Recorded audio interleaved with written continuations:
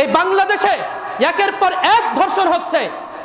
ওরা যদি একবার কোরআনের আইন বাস্তবায়ন করে, আল্লাহর কসম যেদিন বাস্তবায়ন করবে তার পরদিন থেকে আর কোনোদিন একজন শিশু বলো আর একজন নারী বলো ধর্ষিতা হবে না। কিন্তু আজকে কি করছে? ওটা যে কোরআনের আইন, ওটা যে আল্লাহর আইন, ওটা যে ইসলামের আইন, এটা দেখছে। অথচ সব বড় বড় পদ দখল করে রয়েছে মুসলমানেরা। মুসলমানেরা বড় বড় পদ দখল করে রয়েছে। দখল করে রয়েছে না?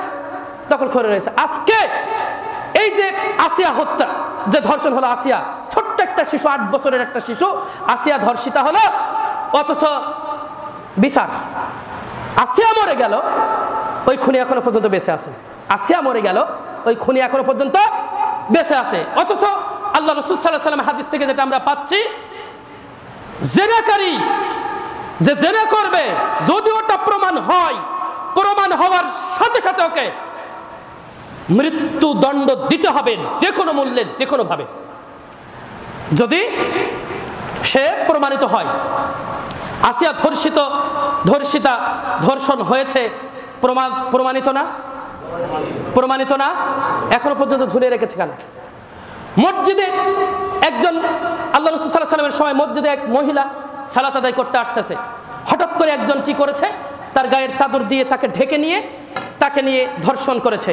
তিনি চিৎকার দেওয়া শুরু করেছে। হঠাৎ করে আরেকজন লোক আসলো।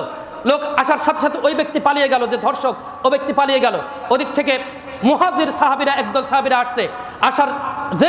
আসার সাথে সাথে ওই মহিলাটি বললেন যে আমার সাথে এইগুলো করা হয়েছে। কই সে? ওই দিকে চলে গিয়েছে। ওকে ধরে আনা হলো। ওকে ধরে এনে আল্লাহ রাসূল সাল্লাল্লাহু আলাইহি ওয়াসাল্লামের কাছে দেওয়া হলো। আল্লাহ রাসূল সাল্লাল্লাহু আলাইহি ওয়াসাল্লামের কাছে আনা হলো। আল্লাহ রাসূল সাল্লাল্লাহু আলাইহি ওয়াসাল্লামের কাছে যখন আনলেন, আল্লাহ রাসূল সাল্লাল্লাহু আলাইহি ওয়াসাল্লাম সবকিছু ঘটনা শুনলেন।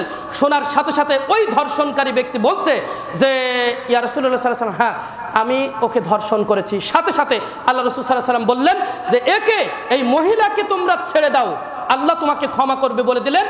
আর এই যে ধর্ষক সম্পর্কে বলছেন, আল্লাহ রাসূল সাল্লাল্লাহু আলাইহি ওয়াসাল্লাম বলছেন যে আর জুমুহু, সাহাবা একরামদেরকে নির্দেশ দিলেন আর জুমুহু, প্রমাণিত। এখন কি ধর্ষণ করেছে, প্রমাণিত।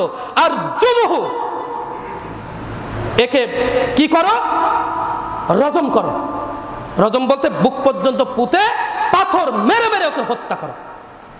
পাথর মেরে মেরে ওকে হত্যা করো। যদি ধর্ষণের শাস্তি চূড়ান্ত পর্যায়ে যদি সেটা প্রমাণিত হয়ে যায়, সাথে সাথে তাকে হয় শুলে বিদ্ধ করে হত্যা করতে হবে, না হয় বুক পর্যন্ত পাথর মেরে হত্যা করতে হবে, না হয় আজকের যে সমাজে ফাঁসির মঞ্চে ঝুলিয়ে তাকে হত্যা করতে হবে। যদি একটু 19-20 হয়ে থাকে যে কেমন তখন তাকে কি করতে হবে?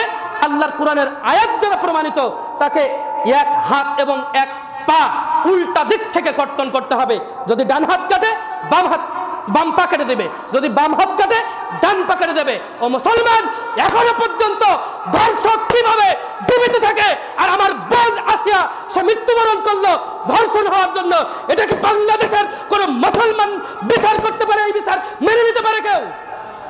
কোনোদিন না, কোনোদিন এই বিচার বাংলাদেশের মুসলমানরা মেনে নিতে পারে না। কিন্তু মুসলমান, ওই যে মুসলমান মুনাফিক আছে না? আজকে ফিলিস্তিনি ভাইদের উপরে নির্মমভাবে, নির্বিচারে কিভাবে করে তাদেরকে হত্যা করছে, দেখছো না? তোমার মতো ওই মুনাফিক নেতাদের জন্য, তোমাদের মতো মুনাফিক নেতাদের জন্য এইগুলো হচ্ছে। মুসলমানদের এখন যদি মুসলমান রাষ্ট্র কয়টা বলো? মুসলমান রাষ্ট্র কয়টা? সবাই আমরা জানি। এখন যদি মুসলমান রাষ্ট্রের প্রধানরা, সরকার প্রধানরা যদি একজোট হয়ে একসাথে যদি সবাই প্রতিবাদ করে, ইসরায়েল 1 ঘন্টা টিকবে? ইসরায়েল 1 ঘন্টা টিকবে? মুনাফিকরা সব চুপ করে বসে আছে, দোয়া করছে, দোয়া করছে, সব দোয়া করছে। যদি দোয়া করে হতো, আল্লাহ রাসূল সাল্লাল্লাহু আলাইহি ওয়াসাল্লাম জিহাদ করেছে কেন? আল্লাহ রাসূল সাল্লাল্লাহু আলাইহি ওয়াসাল্লাম সাহাবা একরাম যুদ্ধে কেন গেল? সব দুয়ার মাধ্যমে হবে, সব দুয়ার মাধ্যমে হবে। এটা তো আজকের ইস্যু না, এটা তো বহু আগের ইস্যু। ওরা বারবার বিশ্বাসঘাতকতা করে। ইহুদিদেরকে আল্লাহ বলছেন যে ওদেরকে বিশ্বাস করো না, ইহুদি নাসারাদেরকে তোমরা কি করো না? বিশ্বাস করো না। চুক্তি করছে, যুদ্ধবিরতি চুক্তি করছে, বুঝলেন না? চুক্তি করছে, চুক্তি হইলে বেঁচে যায়। রাষ্ট্রপ্রধানটা কি মুসলিম রাষ্ট্রপ্রধান, চুক্তি হইলে বেঁচে যায়, আর দোয়া করেই খালাস।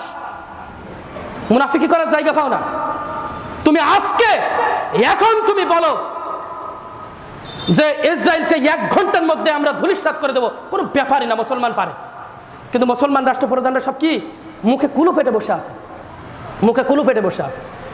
প্রিয় হাজিরিন, কোরআনের আইন যদি বাস্তবায়িত হয়, কোরআনের আইন যদি বাস্তবায়িত হয়, যেহেতু আল্লাহ বলেছেন যে এই কোরআন হেদায়েতের স্পষ্ট ব্যাখ্যা হিসাবে আমি নাজিল করেছি এবং হক এবং বাতিলের পার্থক্যকারী হিসাবে আমি নাজিল করেছি। এই কোরআনই হবে সংবিধান, এই কোরআনই হবে বিচার ফয়সালার একমাত্র মানদণ্ড।